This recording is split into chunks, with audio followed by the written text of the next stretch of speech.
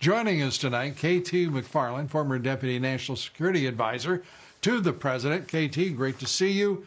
And I have to say, this is a momentous occasion. A president with three. At first, it was astonishing that there was one, and then two, right. But a third Nobel Peace Prize nomination for his foreign policy, which amounts to a more modest, if you will, a humble foreign policy, and without question, an America First doctrine that has served this nation well, both as domestic policy and foreign policy. I'd like to get your reaction. You know, I don't think a president has had this kind of foreign policy success in his first term. You have to really go back to Nixon and Kissinger for the kind of extraordinary successes President Trump's had. And how did he do it? Well, as those Australian professors said, he used common sense and he did things differently than anybody's done them before. So what's President Trump done? Well, the first thing he did was rebuild the American military. That was great. That was pretty much expected.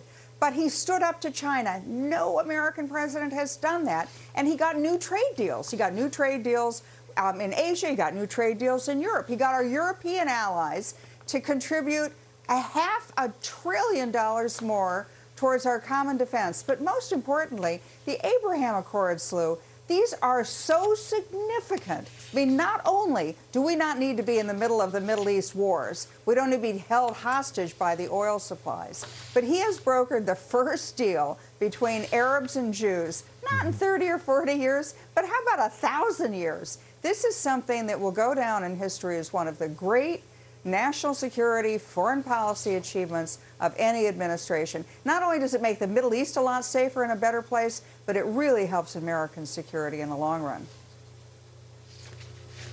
It helps our security. He is succeeding, as you say. And by the way, I would interject that the Reagan administration's, their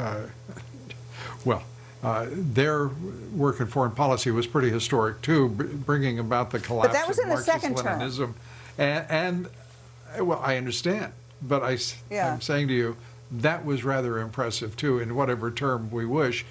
The fact of the matter is, this president is doing unprecedented things, and doing them almost he does it with such. I mean, it's quiet. He doesn't, because the national left-wing media doesn't say a word. We almost depend on word of mouth for anyone to know.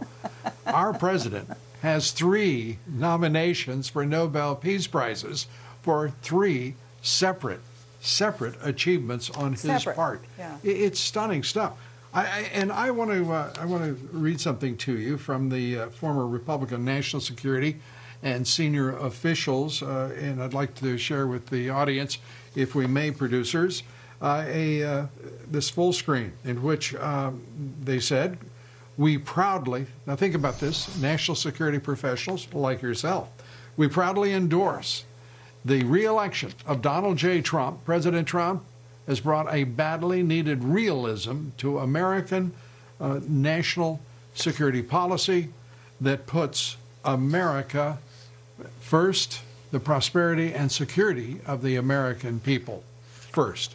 This is a membership of the foreign policy establishment that is, as the president often uses the expression, gets it.